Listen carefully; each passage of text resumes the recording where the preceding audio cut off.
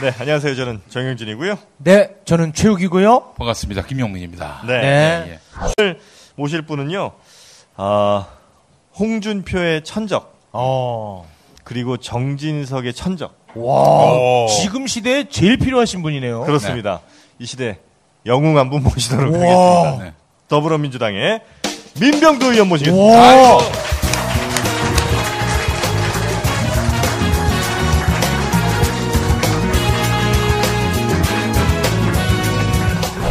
그 두 사람을 잡을 수 있다고요, 이분이. 아유, 잡고 계시더라고 보니까. 야, 정말 꼭 필요하신 분이네요. 그러니까 개소리 하다가도 민병두 의원님이 딱 나타나는 순간 입을 닫습니다. 와.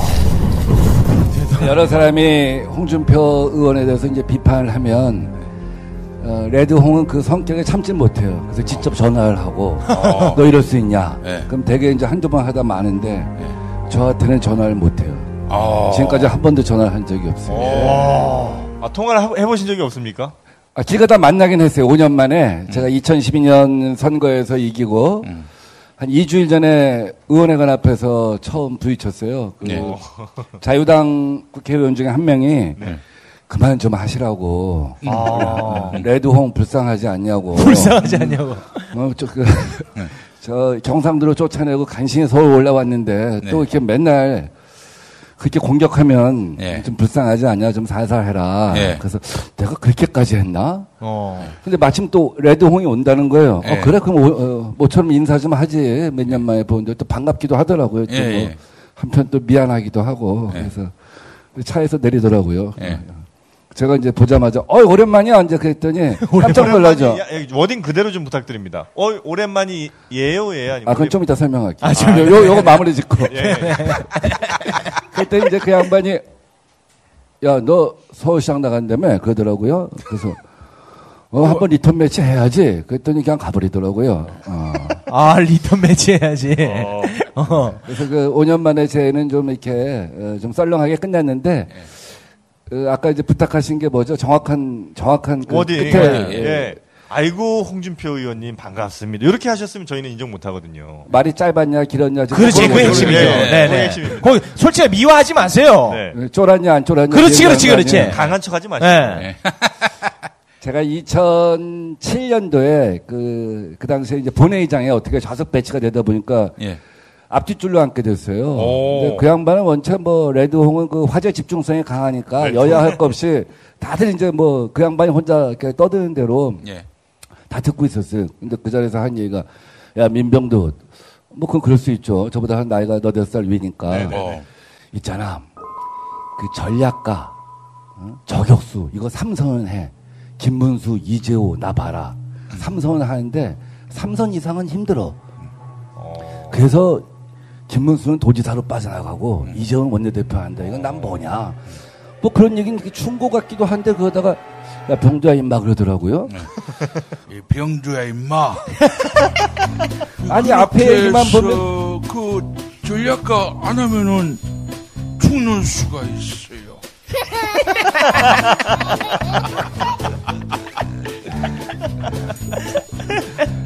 오늘 또 그래서 분장도 빨갛게 하고 나오셨군요.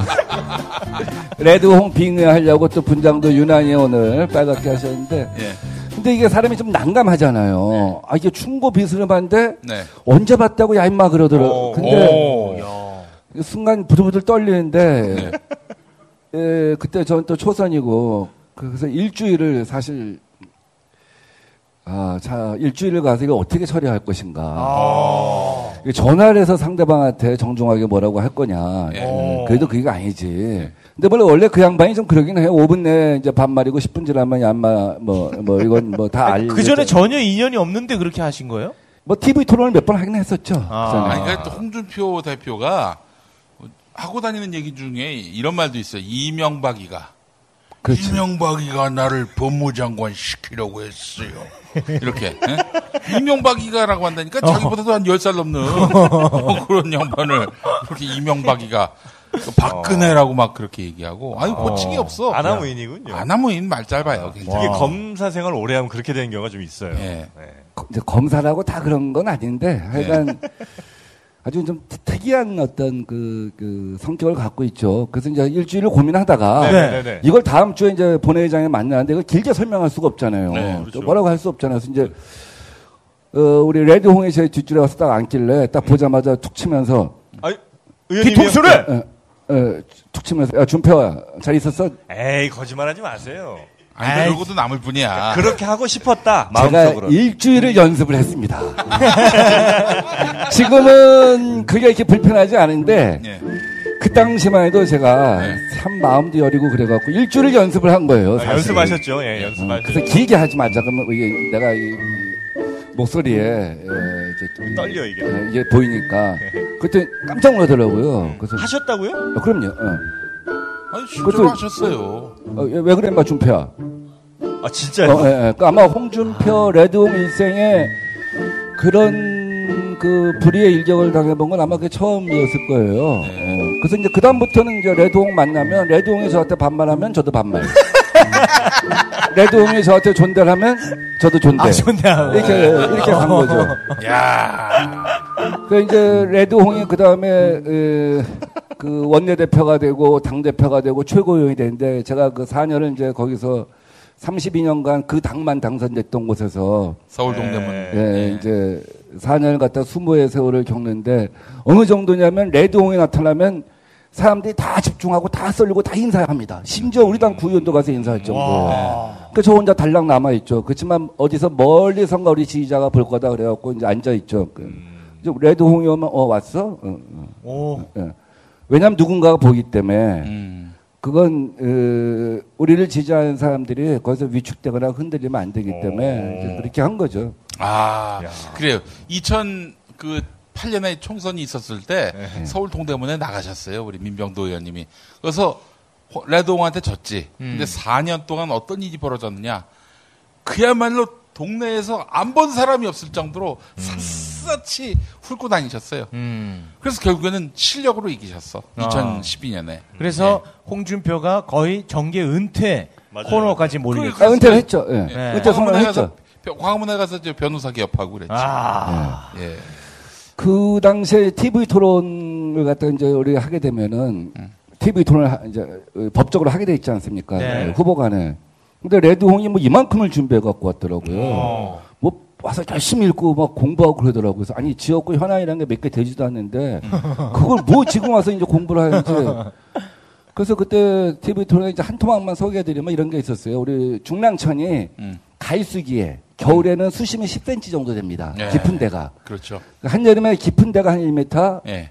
조금 뭐 거의 우리 김엄마는 수영이 불가능할 정도로 이렇게 얕은. 저 의원님 지역구에서 개천 하나 넘으면은 사근동, 마장동 저희 동네였어요. 아, 예. 30년 동안 살았습니다 거기서. 잘 알죠. 예.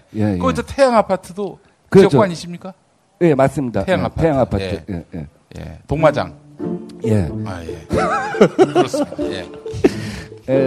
동마장은 모텔입니다. 태양 아파트는 아파트고 동마장은 모텔이에요. 그래서 이제 제가 대화가 아주 고급스럽네요. 제가 이제 그때 그랬죠. 아니, 여보세요. 여기가 세느강처럼 만들겠다고? 여기다 유람선을 띄워갖고, 여보세요. 종이배를 띄우지. 오리배를 띄우지. 그때 본인도 웃더라고요. 아니, 근데 그 양반은 토론 때, 뭐 하여튼 밀릴 것 같으면 남을 할퀴지 않습니까? 약점을 막 들춰내가지고. 의원님한테는 안 그랬습니까? 레드홍한테 뭐 특별한 약점이 있을 게 없죠. 뭐 그래서 이제 다만 그런 건 있어요. 결국 그 레드홍이 마지막에 2011년 7월 10일 날 당대표 된 다음에 동네에선 저하고 눈을 마주치지 못했어요. 이미 기가 꺾였다는 걸 안 거죠. 그래서 중앙당에 가서는 그 후배 국회의원들 불러놓고 야, 난 다음에 힘들 것 같아. 그 민병두라는 놈이 하나 있는데 그러면 하루에 20시간을 돌아다녀. 맞아요. 예, 그러셨어요. 4년 내내 그러셨어요. 그러니 내가 당할 수 있냐. 그래서 제가 이제 늘 그런 말씀을 드렸는데 제가 해보니 32년 만에 저도 이긴 것처럼 강남 서초도 대구도 부산도 가서 열심히만 하면 못 무너뜨릴 게 없다. 이게 240개 말하자면 성주가 각각 자기 성에서 열심히 싸우는 거 아니에요? 예, 그래서 예. 총선에서 승리를 갖다 하려면 중앙당의 뭐 문재인 대표나 누가 진두지휘하지만 각각의 성주가 정말 열심히 하지 않으면 안 되거든요. 정말 소명감 갖고 하지 않으면 안 되거든요. 네네. 그래서 나중에는 지역구는 민병도처럼 하라 하는 그 교과서다 하는 말이 있었고 우리 김부겸 의원, 김영춘 의원도 부산에서 대구에서 완전히 하루에 10시간, 12시간 그랬죠. 그, 예. 엘리베이터 안 타고 5층 올라가서 걸어서 내려오고 한 층 한 층. 그렇게 되면 그런 작은 노력들이 쌓여서 결국은 전선을 무너뜨릴 수 있다 하는 생각을 합니다. 의원님이 그 2008년에 낙선하시고 나서 안경테를 바꾸셨어요. 그죠?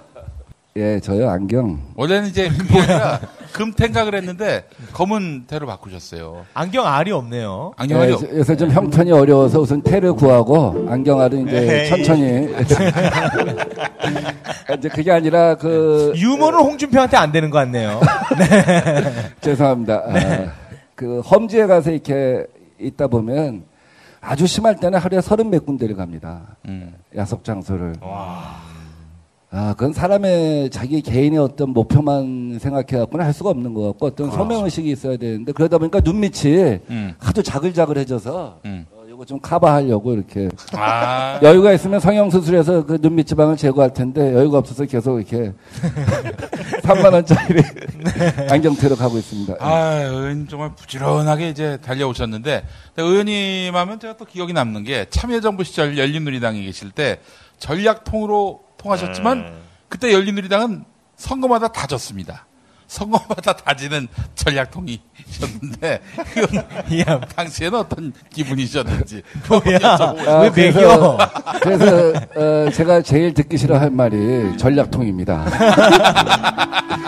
근데 어쨌든 제 선거에 그 이제 홍을 써트림으로써 전선을 갖다가 그렇죠. 뚫었으니까 그것으로서 전체 구도를 제가 어떻게 할 수는 없지만 이 개인적인 선거에서는 어쨌든 제가 최선의 어떤 자기 그 만회를 한 거고 또 이번에 대선에서는 제가 그 총괄특보단장을 맡아서 아주 중요한 순간에 그 후보한테 직접 전략 메모 같은 걸 보내드린 적이 있었죠. 대표적인 게 문 후보 수락 연설에 지금 적폐 연대를 막고 우리는 미래 연대로 가자 하는 것이 그 제 전략 메모에 바탕한 그 쿼트가 그대로입니다. 근데 그게 아주 난리가 났었죠, 그것 때문에. 문 후보가 하루는 30몇 군데 언론하고 인터뷰를 하면서 계속 그 얘기를 쓰는 거예요. 그 말씀을. 근데 다른 쪽에서는 안 후보나 이런 쪽이 아니, 국민들 보고 적폐연대라고 하느냐. 그리고 또 우리 쪽에서는 저 적폐연대는 말 때문에 지금 지지율이 올라가지 못하고 묶인 거다. 이제 그런 비판이 엄청 많았었는데 그 당시 문재인 후보는 그것에 대한 집착이 굉장히 강했어요. 그것이 맞다고 봤어요. 그게 국민들을 적폐로 봤다고 생각하는 말미잘들이 어디 있습니까? 그렇게 할 사람들은 없는 거고. 왜 말미잘 비하하세요?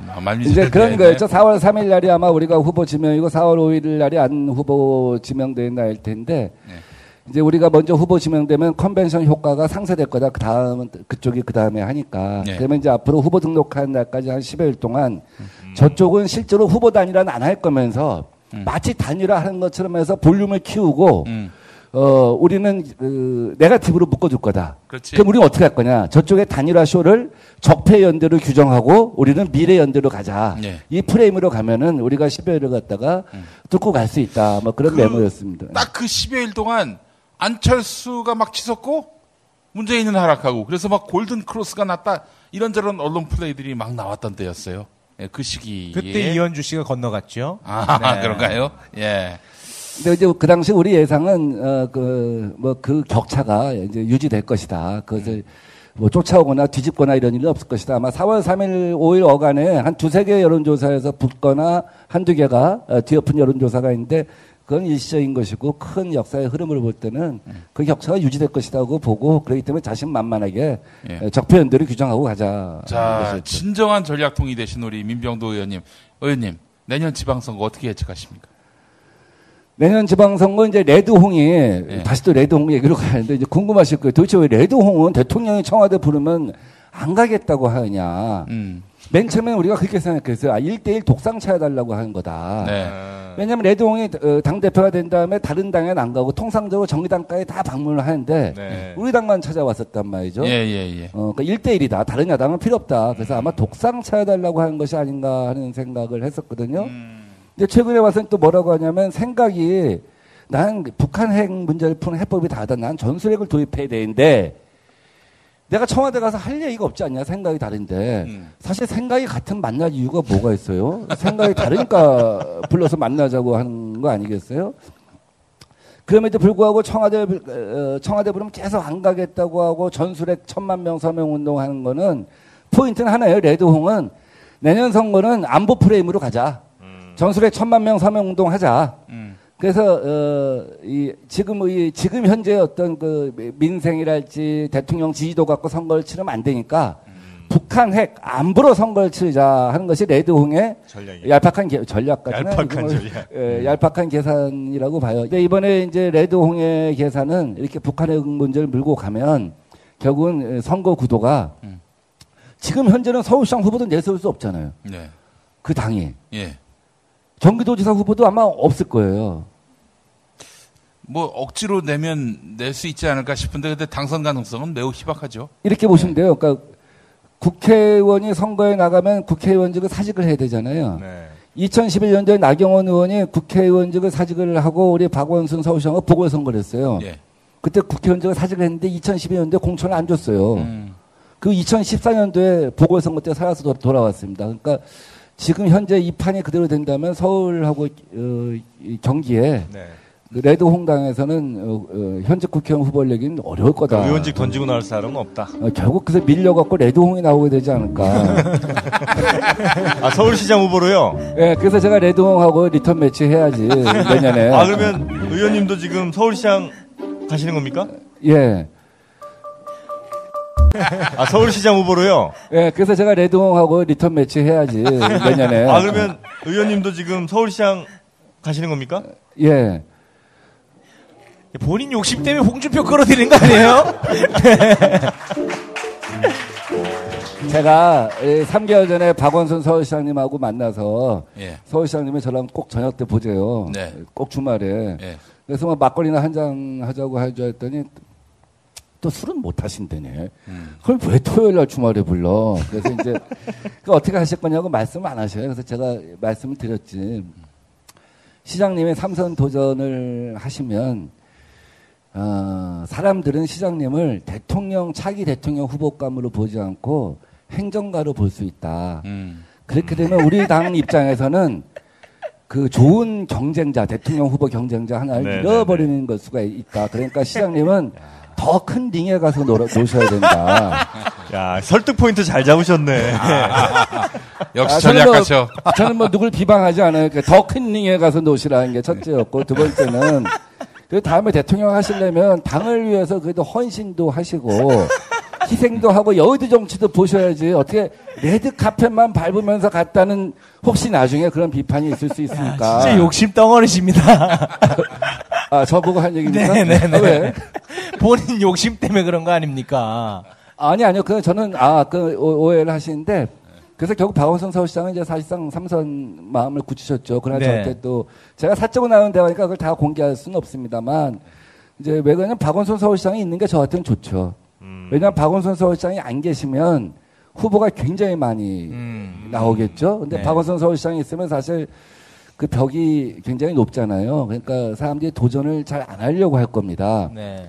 근데 서울에 30몇 명 의석을 가진 그 정당에서 3선 서울시장을 하겠다고 하는데 경선 없이 간다는 것도 그 정당이 굉장히 생동감이 없어 그럼요. 보이는 거죠. 예. 그래서 제가 오히려 그 말을 던짐으로 인해서 박원순 시장은 엄청나게 이제 긴장을 하고 그 다음 때부터 이거 아니라고 생각하세요? 전혀 신경 안 쓸 것 같은데.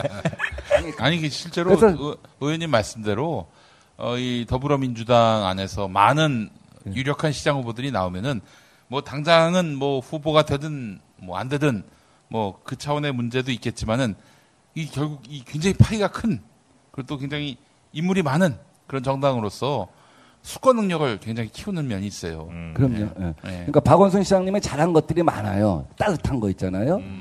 그러니까 청소하시는 분들 정규직화 시켜준 거, 간병인 없는 병원 만든 거, 뭐 그런 따뜻한 마을 만들기 네. 이런 것들 따뜻한 일들을 참 많이 하셨어요. 근데요. 근데 서울은 그렇게 멈춰서 있기에는 큰 도시고 또 서울이 멈춰서지 않고 혁신을 해야 대한민국이 또 다시 한번 움직여 나갈 수 있잖아요. 그래서 저는 그 문재인 정부의 성공을 위해서 그 민병도가 서울시장이 돼갖고 그 성공하는 문재인 정부를 만들기 위해서 민병도 서울시장 문민시대를 반드시 열겠다. 제가 다 끌어들여. 아무것도 모르는 최고는 저렇게 웃지만요. 네.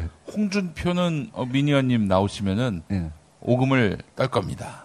틀림없이. 아니 저는 뭐 그 당보다는 오히려 당내에 예. 저 박영선 의원님도 예. 지금 뭐 거의 준비하고 계신 것 같은데. 그래서 나오시겠다는 분들은 제가 또 다 만났죠. 다 만나셨어요? 그럼요. 만나갖고. 다 설득해.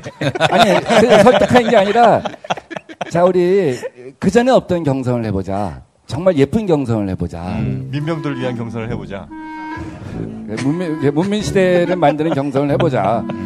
그러니까 가령 박원순 시장은 그런 따뜻함들이 많은데 저는 혁신이나 미래 나는 제 생각이 멈춰지질 않아요.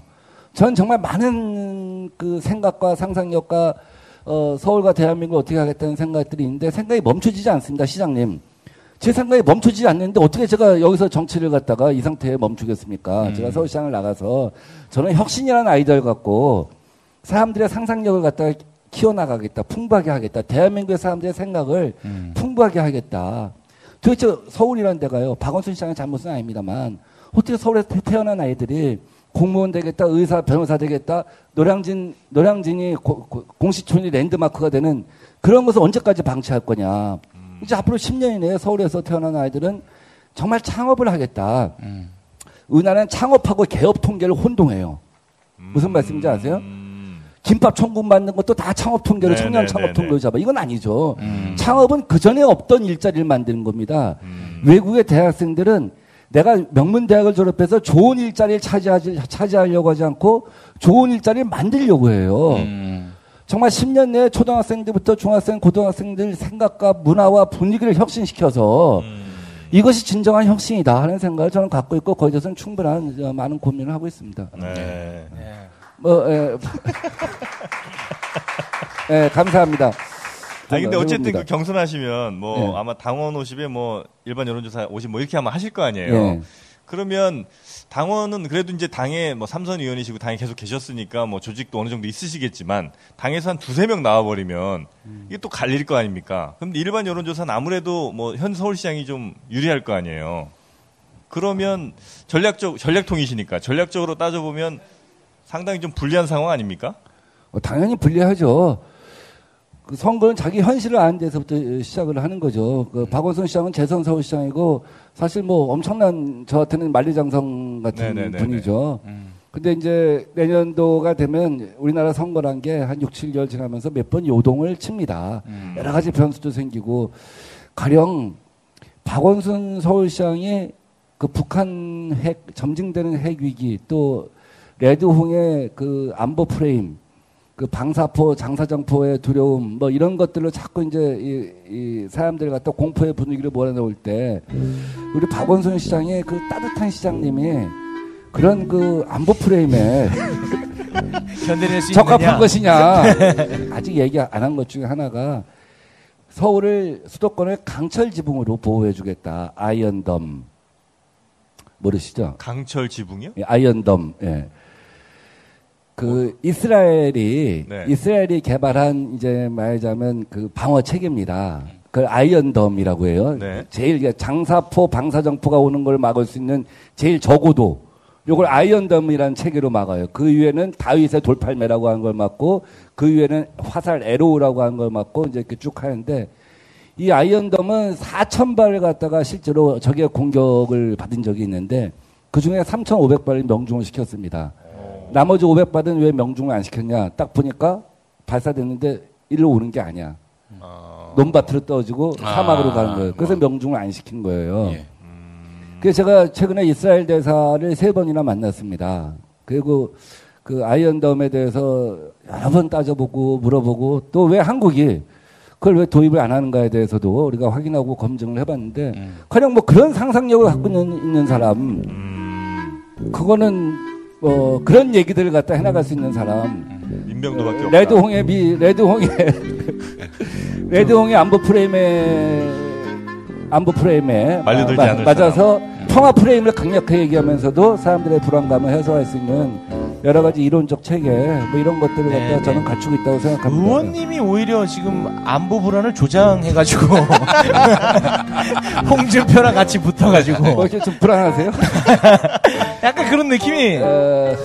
그렇진 않고요. 네. 그러니까 근데 의원님 왜 여기 와서 출사표를 던져가지고 우리가 부른 의도랑 너무 다르게 지금 가고 있어요.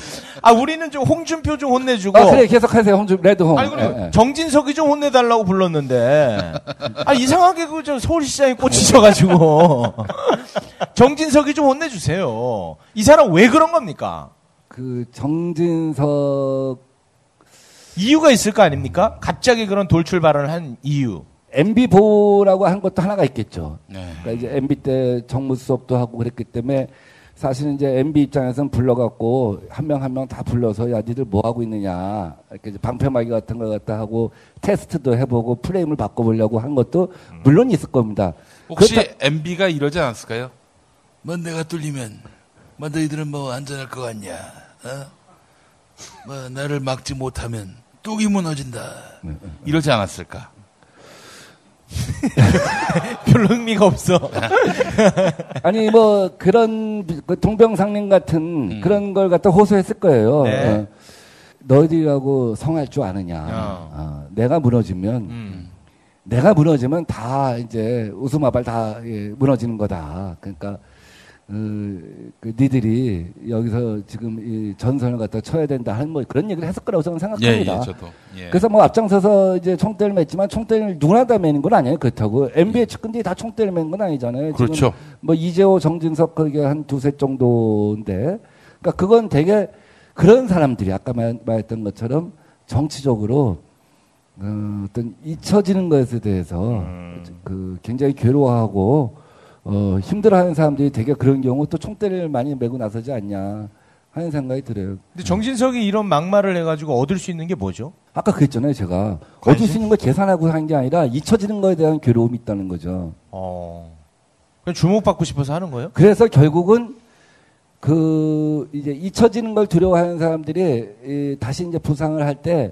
적당한 선에서 다시 자기 어떤 그 몸짓과 말짓을 해야 되는데 그러다 보면 과한 경우가 있죠. 컨트롤이 안 되는 거죠. 그렇죠. 컨트롤이 안 되는 거죠. 네. 수위 조절이 안 돼서 지금 결국 오늘 고소장이 접수가 된 거죠.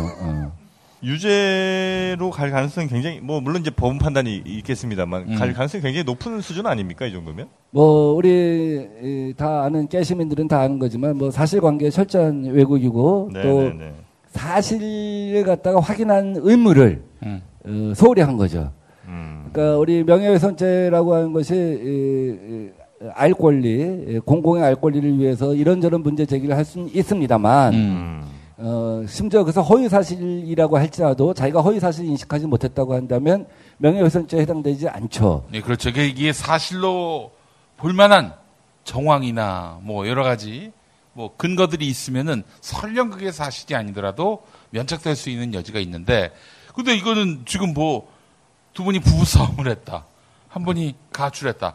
이거 어떻게 입증을 해요? 그거 본인이 입증해야 돼, 정진석이.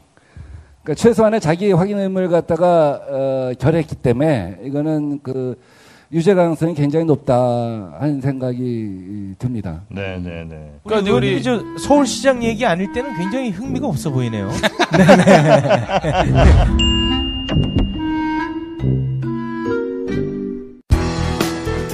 네, 올바른 보험을 위한 보험 리모델링 올보넷이 함께합니다.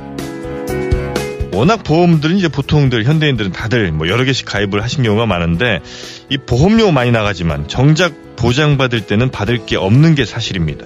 그래서 내가 가입한 보험들이 적당했는지 아니면 줄일 수 있는 건 없는지 다이어트가 필요한지 이런 걸 좀 한번 물어볼 곳이 필요하다는 거죠. 여기에 바로 올보넷이 있습니다. 네, 우리에게 정말 꼭 필요한 곳이 아닌가 싶어요. 네. 1670-7639 1670-7639번입니다. 네. 보험 리모델링의 새로운 기준 올보넷이 함께합니다. 인터넷에서 올보넷을 검색하세요. 엄마, 독서실 갔다 왔어. 맛있는 야식 좀 해줘. 여보, 나 회식했더니 속쓰려. 해장국 좀 부탁해. 알았어. 내가 한 방에 해결하지. 이제 남도 먹거리 쇼핑몰에서 건강과 행복을 쇼핑하세요. 남도의 맛깔스러운 김치부터 담양식 돼지갈비까지. 주소창에 남도먹거리.kr을 입력하시거나 주문 전화 1544-1669, 1544-1669로 전화주세요.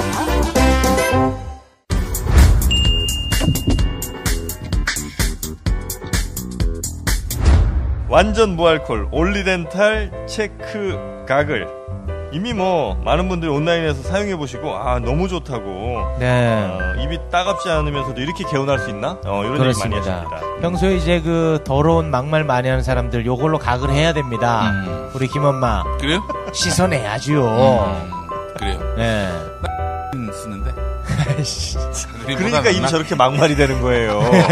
체크각을 쓰세요. 체크각을. 네. 알겠습니다. 충치 예방, 입냄새 제거, 구강청결, 치은염 예방 등등 여러분의 구강 건강을 위한 여러 가지 성분들이 다 들어가 있고요. 네, 중요한 것은요, 몸에 유해한 물질은 전혀 넣지 않았다는 게 핵심입니다. 예. 네. 이걸 각을 하면은 막말 이미지를 씻을 수 있습니다. 완벽하게 씻어내죠. 그래요? 네. 알겠습니다. 이거 각을 딱 하고, 이노근 씨와 입맞춤 한번 하세요. 네. 나 변했어! 깨끗해졌어 하면서. 예. 에탄올, 계면활성제, 타르색소, 합성 향균제 이런 게 전혀 안 들어갔습니다. 네. 예, 올리덴탈 체크각을 자, 국민마켓에서 온라인 최저가로 만나보시기 바랍니다. 그러니까 우리 저 서울시장 얘기 아닐 때는 굉장히 흥미가 없어 보이네요. 어떻게 그러니까 제가 레드홍 얘기를 하면 레드홍에 대해서는 뭐 정말 모든 걸 다 아니까 사실은 뭐 여러분들이 모르시는 많은 얘기를 아니까 그 심리 상태를 잘 아니까 가령 뭐 이런 거죠. 레드홍이 또 안 가는 이유 중에 하나가 뭐냐면 청와대. 왜 안 가겠어요? 자꾸 안 가는 이유 중에 하나가 뭐냐면 몸값 높이기인가요? 예? 몸값 높이기? 몸값? 내년에 서울시장 나오려고 몸값 높일 건 아닐 것 같고. 자꾸 대법원 판결을 앞두고 자기가 탄압받는 야당 대표라는 이미지를 갖다 구축을 해서 대법원하고 심리게임을 하는 거죠. 그런 여러 가지 보석이 있다고 생각해요. 성완종 리스트 건 때문에 3심에서 이제 대법원에 가야 되는 건데, 그때 이제 자신의 그 어떤 캐릭터를 정권에 탄압받고 있는 희생양 이런 식으로 메이킹하려고 한다. 그렇죠. 파기환송 가능성에 대한 두려움이 분명히 있는 거죠. 예.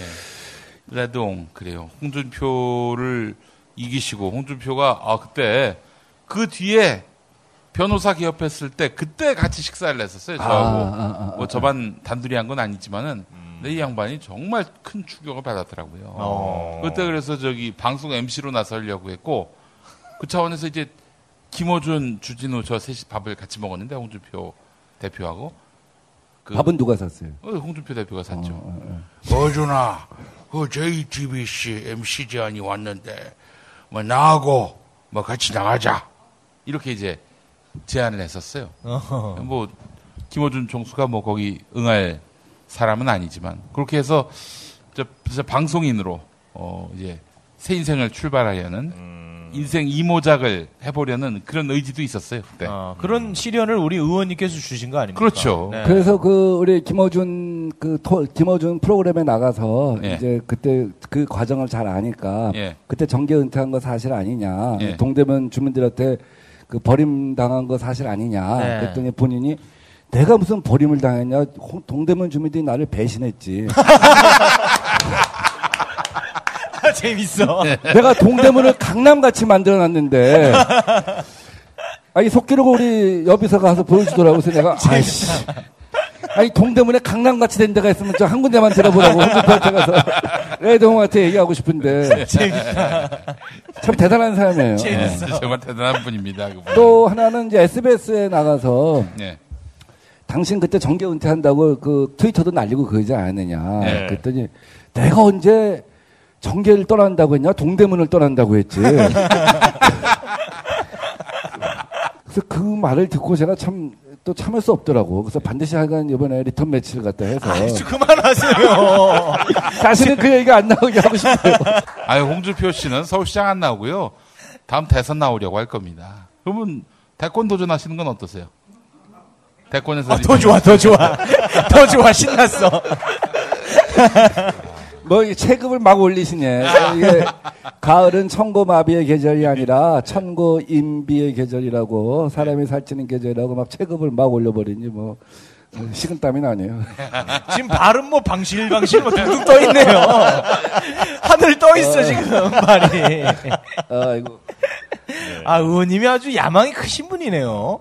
다 똑같아. 다 똑같아. 아니, 그렇지 않고. 근데 이렇게 순진하게 다 드러낸 사람 처음 봤어. 아니, 저는, 제가 서울시장이 된다면, 제 공적 인생의 종착역이라고 생각하고. 서울시장을요? 예. 뻥이야. 또 되면 또 욕심 또 생기지. 저는 뭐, 다른 사람을 비판하지는 않습니다만, 하여간 4년마다 이렇게 대통령 출마하고 이런 경유지로 서울을 생각하면 안 된다. 이제 한번 서울은 진정한 혁신의 시간을 맞을 때가 됐다 이런 생각을 합니다. 다른 사람을 비판하는 것은 아닙니다. 그러면서 박원순 시장한테는 왜 대통령 나가라고 그래요? 경유지 아니라면서. 아, 진짜 웃기시네요. 저도 오늘 이 얘기하러 나온 건 아닌데 어떻게 하다 보니까 됐습니다. 뭐 계속 이 얘기만 하고 계세요 지금. 다른 얘기 하지를 못해요. 몇 분 남았어요? 끝났어요 이제. 의원님, 서울시장은 됐고 나머지 지역 지방선거 좀 전망해 주세요. 어떠세요? 흥미 없어. 딴 데는. 이제 나머지 지역 지방선거는 이런 거예요.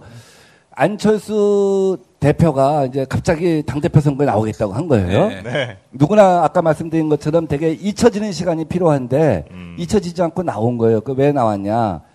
가만히 보니까 다른 사람이 당대표가 되면 우리 당은 통합할 생각이 없는데 우리 당하고 통합을 하려고 한다든지. 네. 그건 자기는 밖에서 은둔의 시간을 갖고 있는데 지방선거에서 지면 자기는 그냥 사라지잖아요. 네. 그러니까 죽더라도 자기가 책임지고 나와서 한번 해보자 한 거였는데 그때 이제 상대방이 계속 그러면 서울시장을 나가라 하니까 제일 반긴 사람이 바로 환영성명을 낸 사람이 누구예요? 남경필 경기도지사가 바로 환영성명을 냈습니다. 이제 그 계산은 뭐냐면 지금 어차피 그 당들은 시장 군수 후보를 못 구하잖아요. 도의원, 시의원 후보를 못 구하잖아요. 지금 현재 판세로는. 그러면 서울시장은 국민의당이 하고 경기도지사는 바른정당이 하고 영남, 호남은 각자 자기 영토대로 가져갔고 뭐 인천은 경선을 하든지 이렇게 해서 판을 짜보자 뭐 이런 얘기였던 건데 또 남경필 지사가 불의의 일격을 당해서 불의의 일격을 단일화 구도도 좀 쉽지 않을 것 같다. 한 명씩 다 매겨 지금. 쉽지 않을 것 같다는 생각이 듭니다만 이제 한편에서 생각하는 최악의 시나리오, 저쪽이 생각할 수 있는 최선의 시나리오가 이런 건 있어요. 그러니까 하다 안 되면 지금 이 상태로 하다 안 되면 서울, 인천, 경기를 세 당이 각각 후보 단일화를 하자 위는. 이제 우리 이제 정치는 늘 최악의 시나리오까지 염두에 두고 이제 우리가 고민을 해야 되는 거 아니에요? 근데 그러기는 쉽지 않을 것 같다고 생각해요. 왜냐하면 그 말씀은 서울시장은 안철수, 경기도지사는 남경필, 인천시장은 유정복 이렇게. 이제 그런 구도를 한쪽에서 이제 한번 시나리오로 이렇게 생각해 보는 흐름도 있는데 제1야당에서 서울시장 후보를 못 내세운다면 그 당은 수권 정당을 포기한 거고 존립하기 어려워지는 거죠. 그래서 아마 그런 일은 발생하지 않을 거다. 다만 이제 안보 프레임 같은 것을 우리가 어떻게 잘 막아가느냐. 왜냐하면 뭘 물어봐도 서울시장 얘기만 해. 아니 안보 프레임을 내년 지방선거에서 우리가 저쪽에 안보 프레임을 막기 위해서는 이런 거 고민이 돼요. 저쪽에서 북한의 핵실험은 아마 6번 실험한 걸로 끝일 가능성이 커요. 왜냐하면 6번이면 이제 세계적으로 그 정도면 그 핵 능력을 어느 정도 능력을 개발했는지 보니까.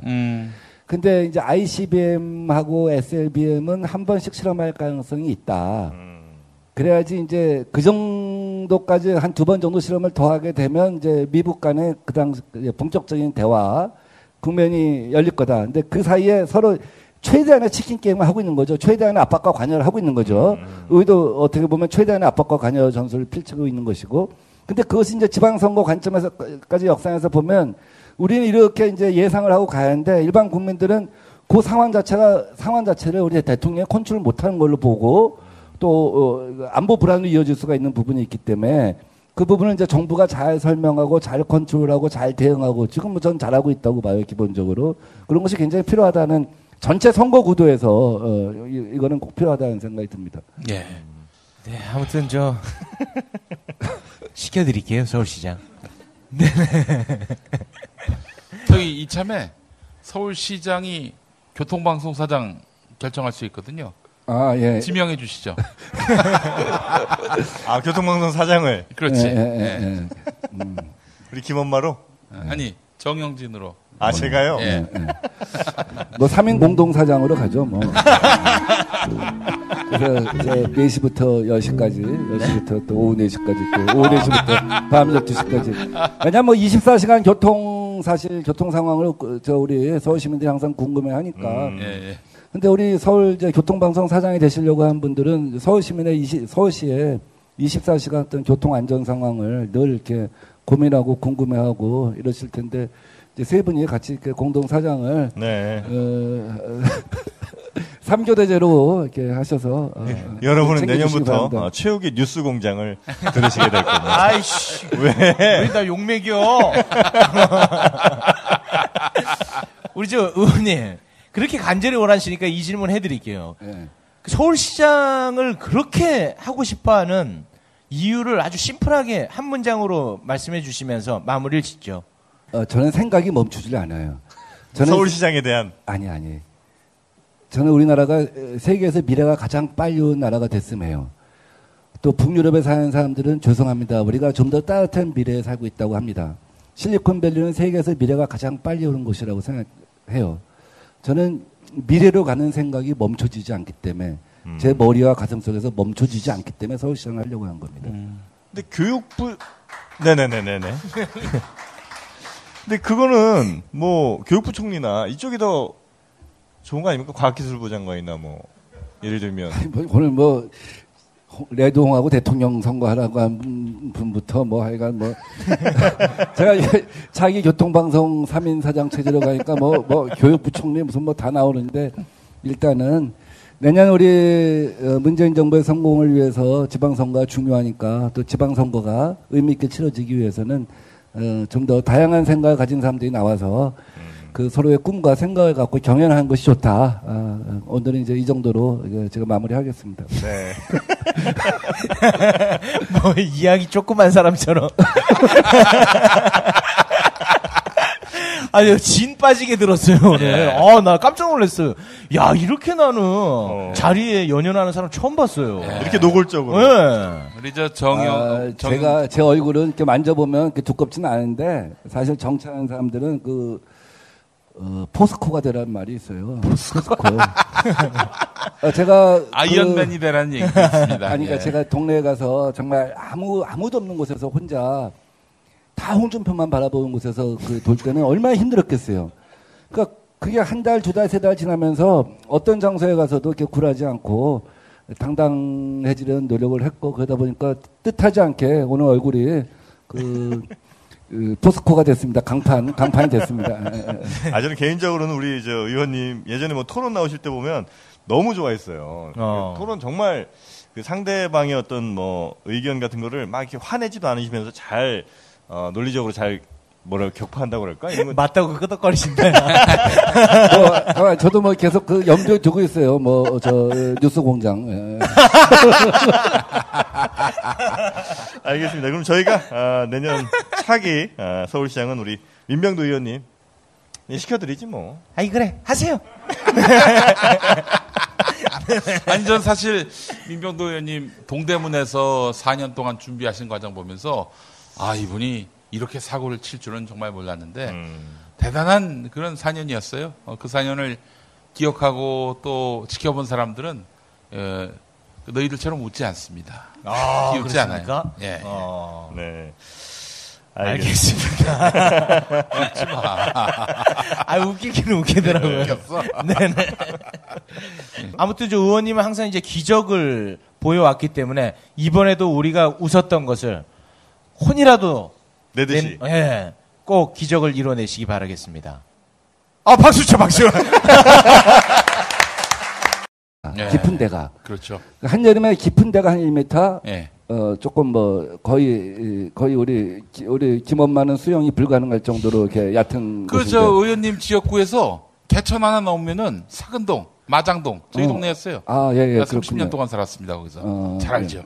예. 예, 거기 저 태양 아파트도 그렇죠. 지역구 아니십니까? 예, 맞습니다. 태양 아파트. 태양 아파트. 예. 예, 예. 예. 동마장. 예. 아, 예. 그렇습니다. 예. 동마장은 모텔입니다. 예. 태양 아파트는 아파트고 동마장은 모텔이에요. 그래서 이제 제가 대화가 아주 고급스럽네요. 제가 이제 그때 그랬죠. 아니, 여보세요. 여기다 세느강처럼 만들겠다고? 여기다 유람선을 띄워갖고, 여보세요. 종이배를 띄우지. 오리배를 띄우지. 그때 본인도 웃더라고요. 아니, 근데 그 양반은 토론 때, 뭐 하여튼 밀릴 것 같으면 남을 할퀴지 않습니까? 예. 약점을 막 들춰내가지고. 의원님한테는 안 그랬습니까? 레드홍한테 뭐 특별한 약점이 있을 게 없죠. 뭐 그래서 이제 다만 그런 건 있어요. 예, 결국 그 레드홍이 마지막에 2011년 7월 10일 날 당대표 된 다음에 동네에선 저하고 눈을 마주치지 못했어요. 이미 기가 꺾였다는 걸 안 거죠. 그래서 중앙당에 가서는 그 후배 국회의원들 불러놓고 야, 난 다음에 힘들 것 같아. 그 민병두라는 놈이 하나 있는데 그러면 하루에 20시간을 돌아다녀. 맞아요. 예, 그러셨어요. 4년 내내 그러셨어요. 예. 그러니 내가 당할 수 있냐. 그래서 제가 이제 늘 그런 말씀을 드렸는데 제가 해보니 32년 만에 저도 이긴 것처럼 강남 서초도 대구도 부산도 가서 열심히만 하면 못 무너뜨릴 게 없다. 이게 240개 말하자면 성주가 각각 자기 성에서 열심히 싸우는 거 아니에요? 예, 그래서 총선에서 승리를 갖다 하려면 중앙당의 뭐 문재인 대표나 누가 진두지휘하지만 각각의 성주가 정말 열심히 하지 않으면 안 되거든요. 정말 소명감 갖고 하지 않으면 안 되거든요. 그래서 나중에는 지역구는 민병두처럼 하라 하는 그 교과서다 하는 말이 있었고 우리 김부겸 의원, 김영춘 의원도 부산에서 대구에서 완전히 하루에 10시간, 12시간 그랬죠. 엘리베이터 안 타고 5층 올라가서 걸어서 내려오고 한층 그렇게 되면 그런 작은 노력들이 쌓여서 결국은 전선을 무너뜨릴 수 있다 하는 생각을 합니다. 의원님이 그 2008년에 낙선하시고 나서 안경테를 바꾸셨어요. 그죠?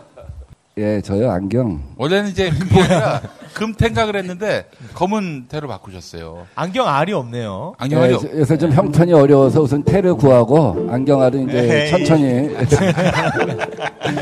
이제 그게 아니라 유머는 홍준표한테 안 되는 것 같네요. 죄송합니다. 그 험지에 가서 이렇게 있다 보면 아주 심할 때는 하루에 30몇 군데를 갑니다. 야속 장소를. 그건 사람의 자기 개인의 어떤 목표만 생각해갖고는 할 수가 없는 것 같고 어떤 소명의식이 있어야 되는데 그러다 보니까 눈밑이 하도 자글자글해져서 이거 좀 커버하려고 이렇게 여유가 있으면 성형수술해서 그 눈밑 지방을 제거할 텐데 여유가 없어서 계속 이렇게 3만 원짜리 안경테로 가고 있습니다.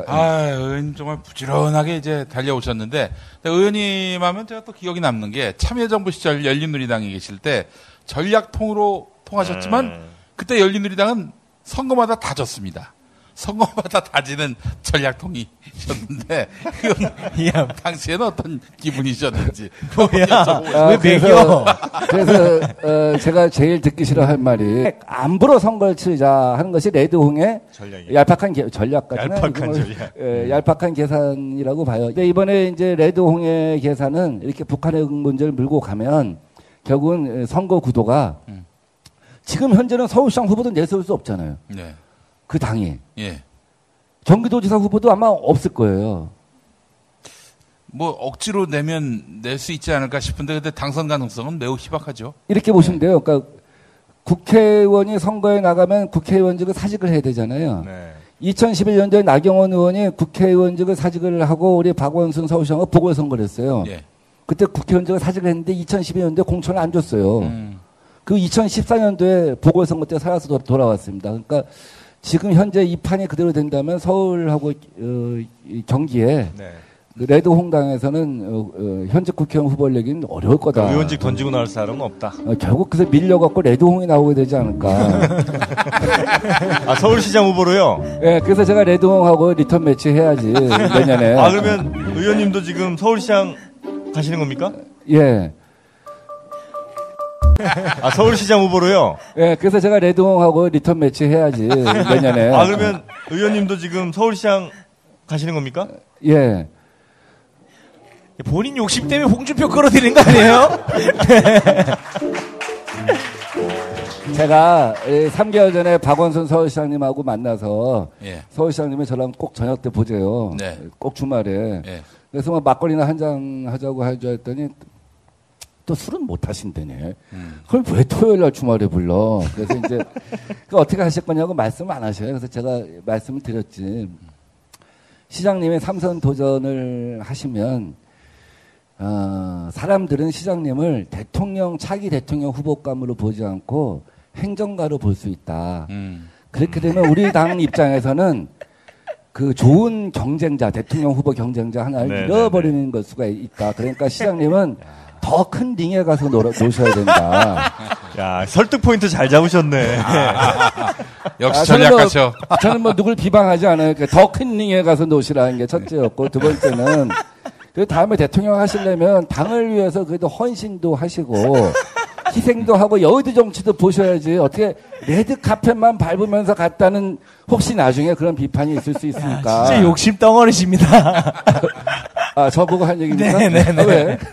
본인 욕심 때문에 그런 거 아닙니까? 아니요. 저는 오해를 하시는데 그래서 결국 박원순 서울시장은 이제 사실상 3선 마음을 굳히셨죠. 그러나 저한테 또 제가 사적으로 나눈 대화니까 그걸 다 공개할 수는 없습니다만 이제 왜 그러냐면 박원순 서울시장이 있는 게 저한테는 좋죠. 왜냐하면 박원순 서울시장이 안 계시면 후보가 굉장히 많이 나오겠죠. 근데 박원순 서울시장이 있으면 사실 그 벽이 굉장히 높잖아요. 그러니까 사람들이 도전을 잘 안 하려고 할 겁니다. 네. 근데 서울에 30몇 명 의석을 가진 그 정당에서 3선 서울시장을 하겠다고 하는데 경선 없이 간다는 것도 그 정당이 굉장히 생동감이 없어 보이는 거죠. 예. 그래서 제가 오히려 그 말을 던짐으로 인해서 박원순 시장은 엄청나게 이제 긴장을 하고 그 다음 때부터 이거 아니라고 생각하세요? 전혀 신경 안 쓸 것 같은데. 아니 실제로 의원님 말씀대로 이 더불어민주당 안에서 많은 유력한 시장 후보들이 나오면은 뭐 당장은 뭐 후보가 되든 뭐 안 되든 뭐 그 차원의 문제도 있겠지만은 이 결국 이 굉장히 파이가 큰 그리고 또 굉장히 인물이 많은 그런 정당으로서 수권 능력을 굉장히 키우는 면이 있어요. 그럼요. 네. 그러니까 박원순 시장님의 잘한 것들이 많아요. 전략통입니다. 근데 어쨌든 제 선거에 이제 홍을 써트림으로써 전선을 갖다가 그렇죠. 뚫었으니까 그것으로서 전체 구도를 제가 어떻게 할 수는 없지만 이 개인적인 선거에서는 어쨌든 제가 최선의 어떤 자기 그 만회를 한 거고 또 이번에 대선에서는 제가 그 총괄특보단장을 맡아서 아주 중요한 순간에 그 후보한테 직접 전략 메모 같은 걸 보내드린 적이 있었죠. 대표적인 게 문 후보 수락연설에 지금 적폐 연대를 막고 우리는 미래 연대로 가자 하는 것이 그 제 전략 메모에 바탕한 그 쿼트가 그대로입니다. 근데 그게 아주 난리가 났었죠, 그것 때문에. 문 후보가 하루는 30몇 군데 언론하고 인터뷰를 하면서 계속 그 얘기를 쓰는 거예요. 그 말씀을. 근데 다른 쪽에서는 안 후보나 이런 쪽이 아니 국민들 보고 적폐연대라고 하느냐. 그리고 또 우리 쪽에서는 저 적폐연대라는 말 때문에 지금 지지율이 올라가지 못하고 묶인 거다. 이제 그런 비판이 엄청 많았었는데 그 당시 문재인 후보는 그것에 대한 집착이 굉장히 강했어요.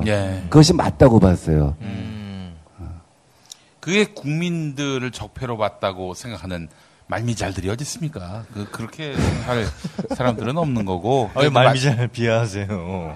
이제 그런 거였죠. 4월 3일 날이 아마 우리가 후보 지명이고 4월 5일 날이 안 후보 지명된 날일 텐데 이제 우리가 먼저 후보 지명되면 컨벤션 효과가 상쇄될 거다. 그 다음은 그쪽이 그 다음에 하니까. 그러면 이제 앞으로 후보 등록하는 날까지 한 10여일 동안 저쪽은 실제로 후보 단일화는 안 할 거면서 마치 단일화하는 것처럼 해서 볼륨을 키우고 우리는 네거티브로 묶어줄 거다. 그렇지. 그럼 우리는 어떻게 할 거냐? 저쪽에 단일화 쇼를 적폐 연대로 규정하고 우리는 미래 연대로 가자. 네. 이 프레임으로 가면은 우리가 10여일을 갖다가 뚫고 갈 수 있다. 뭐 그런 메모였습니다. 딱 그 10여일 동안 안철수가 막 치솟고 문재인은 하락하고 그래서 막 골든 크로스가 났다. 이런저런 언론 플레이들이 막 나왔던 때였어요.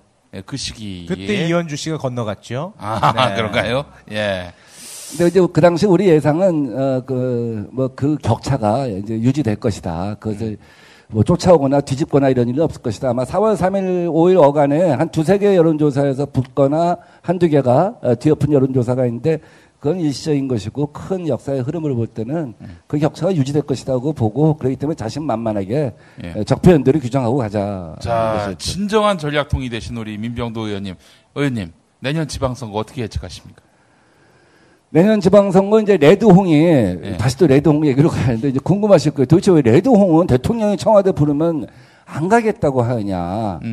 맨 처음에 우리가 그렇게 생각했어요. 1대1 독상 차해달라고 하는 거다. 네. 왜냐하면 레드홍이 당대표가 된 다음에 다른 당에는 안 가고 통상적으로 정의당까지 다 방문을 하는데 우리 당만 찾아왔었단 말이죠. 그러니까 1대1이다. 다른 야당은 필요 없다. 그래서 아마 독상 차해달라고 하는 것이 아닌가 하는 생각을 했었거든요. 근데 최근에 와서는 또 뭐라고 하냐면 생각이 난 북한 핵 문제를 푸는 해법이 다르다. 난 전술핵을 도입해야 되는데 내가 청와대 가서 할 얘기가 없지 않냐. 생각이 다른데 사실 생각이 같은 만날 이유가 뭐가 있어요? 생각이 다르니까 불러서 만나자고 하는 거 아니겠어요? 그럼에도 불구하고 청와대 부르면 계속 안 가겠다고 하고 전술핵 1000만 명 서명 운동하는 거는 포인트는 하나예요. 레드홍은 내년 선거는 안보 프레임으로 가자. 전술핵 1000만 명 서명 운동 하자. 그래서 지금 현재 어떤 그 민생이랄지 대통령 지지도 갖고 선거를 치르면 안 되니까 북한 핵. 네, 안녕하세요. 저는 정영진이고요. 네, 저는 최욱이고요. 반갑습니다. 김용민입니다. 네. 오늘 모실 분은요. 홍준표의 천적. 그리고 정진석의 천적. 와, 지금 시대에 제일 필요하신 분이네요. 그렇습니다. 이 시대 영웅 한 분 모시도록 하겠습니다. 네. 더불어민주당의 민병도 의원 모시겠습니다.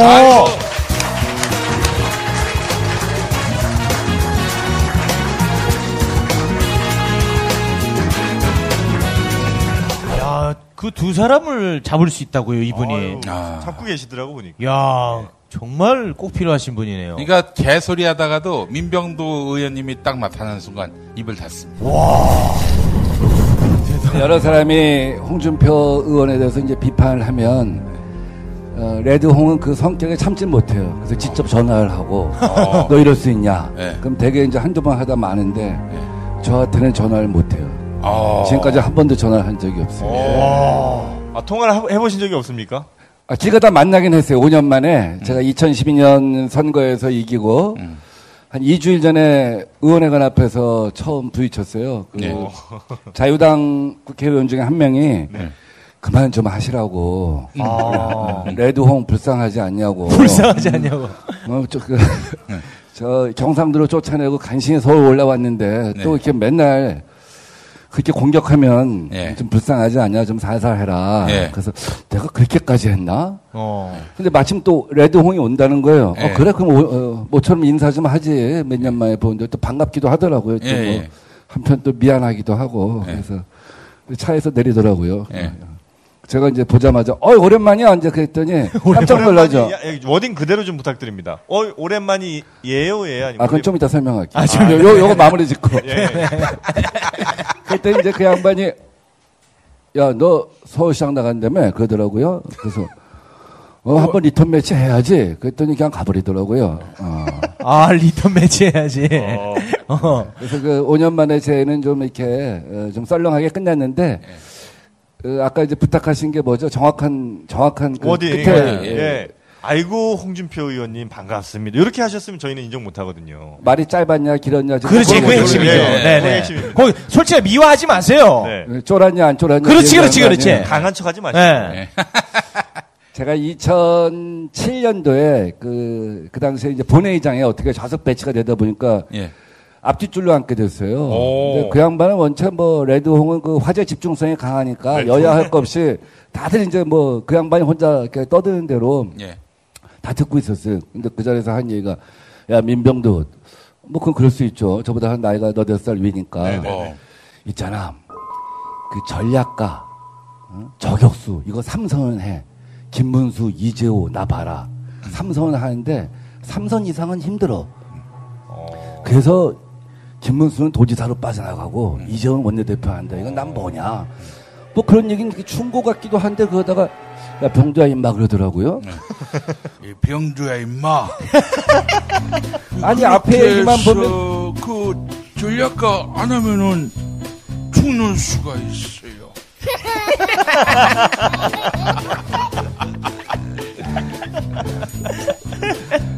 오늘 또 그래서 분장도 빨갛게 하고 나오셨군요. 레드홍 빙의하려고 또 분장도 유난히 오늘 빨갛게 하셨는데 근데 이게 사람이 좀 난감하잖아요. 아 이게 충고 비스름한데 언제 봤다고 야 임마 그러더라고요. 근데 순간 부들부들 떨리는데 예, 그때 전 또 초선이고 그래서 일주일을 사실 일주일을 가서 이거 어떻게 처리할 것인가. 전화를 해서 상대방한테 정중하게 뭐라고 할 거냐. 그래도 그게 아니지. 근데 원래 그 양반이 좀 그러긴 해요. 5분 내에 이제 반말이고 10분 지나면 얌마, 이건 뭐 다 알려. 그 전에 전혀 인연이 없는데 그렇게 하신 거예요? 뭐 TV 토론을 몇 번 하긴 했었죠. 그러니까 또 홍준표 대표가 하고 다니는 얘기 중에 이런 말도 있어요. 이명박이가. 그렇죠. 이명박이가 나를 법무장관 시키려고 했어요. 이렇게. 이명박이가라고 한다니까 자기보다도 한 10살 넘는 그런 양반을 그렇게 이명박이가 박근혜라고 막 그렇게 얘기하고 아니 고칭이 없어. 아나무인이군요. 아나무인 말 짧아요. 이게 검사 생활 오래 하면 그렇게 되는 경우가 좀 있어요. 이제 검사라고 다 그런 건 아닌데 하여간 아주 좀 특이한 어떤 그 성격을 갖고 있죠. 그래서 이제 일주일을 고민하다가 이걸 다음 주에 이제 본회의장에 만나는데 이걸 길게 설명할 수가 없잖아요. 그렇죠. 뭐라고 할 수 없잖아요. 그래서 이제 우리 레드홍이 제 뒷줄에 와서 딱 앉길래 딱 보자마자 툭 치면서 뒤통수를 툭 치면서 야 준표야 잘 있었어? 에이 거짓말하지 마세요. 아니 그러고도 남을 뿐이야. 그렇게 하고 싶었다. 제가 마음속으로. 일주일을 연습을 했습니다. 지금은 그게 이렇게 불편하지 않은데 그 당시만 해도 제가 참 마음도 여리고 그래갖고 일주일을 연습을 한 거예요. 사실. 연습하셨죠. 연습하셨죠. 그래서 길게 하지 말자. 그러면 이게 내가 이 목소리에 떨려 이게. 이게 보이니까 그때 깜짝 놀라더라고요. 그래서 하셨다고요? 그럼요. 아니 실제로 하셨어요. 왜 그래 인마 준표야? 아 진짜요? 그러니까 아마 홍준표 레드홍 일생에 그런 그 불의의 일격을 당해본 건 아마 그게 처음이었을 거예요. 그래서 이제 그 다음부터는 이제 레드홍 만나면 레드홍이 저한테 반말하면 저도 반말. 레드홍이 저한테 존대하면 저도 존대. 존대하고 이렇게 간 거죠. 야. 그 이제 레드홍이 그 다음에 그 원내대표가 되고 당대표가 되고 최고위원이 되는데 제가 그 4년을 이제 거기서 32년간 그 당만 당선됐던 곳에서 서울 동대문. 이제 4년을 갖다 수모의 세월을 겪는데 어느 정도냐면 레드홍이 나타나면 사람들이 다 집중하고 다 썰리고 다 인사합니다. 심지어 우리 당 구의원도 가서 인사할 정도. 그 저 혼자 달랑 남아 있죠. 그렇지만 어디서 멀리선가 우리 지지자가 볼 거다 그래갖고 이제 앉아 있죠. 이제 레드홍이 오면 왔어? 왜냐하면 누군가가 보기 때문에. 그건 우리를 지지하는 사람들이 거기서 위축되거나 흔들리면 안 되기 때문에 이제 그렇게 한 거죠. 그래요. 2008년에 총선이 있었을 때 서울 동대문에 나가셨어요. 우리 민병도 의원님이. 그래서 레드홍한테 졌지. 근데 4년 동안 어떤 일이 벌어졌느냐. 그야말로 동네에서 안 본 사람이 없을 정도로 샅샅이 훑고 다니셨어요. 그래서 결국에는 실력으로 이기셨어. 2012년에. 그래서 홍준표가 거의 정계 은퇴 코너까지 몰렸어요. 은퇴를 했죠. 은퇴 선언을 했죠. 광화문에 가서 이제 변호사 개업하고 그랬죠. 그 당시에 TV 토론을 갖다 이제 우리가 하게 되면은 TV 토론을 이제 법적으로 하게 돼 있지 않습니까? 후보 간에. 근데 레드홍이 뭐 이만큼을 준비해 갖고 왔더라고요. 뭐 와서 열심히 읽고 막 공부하고 그러더라고요. 그래서 아니 지역구 현안이라는 게 몇 개 되지도 않는데 그걸 뭐 지금 와서 이제 공부를 하는지. 그래서 그때 TV 토론에 이제 한 토막만 소개해드리면 이런 게 있었어요. 우리 중랑천이 가이수기에 겨울에는 수심이 10cm 정도 됩니다.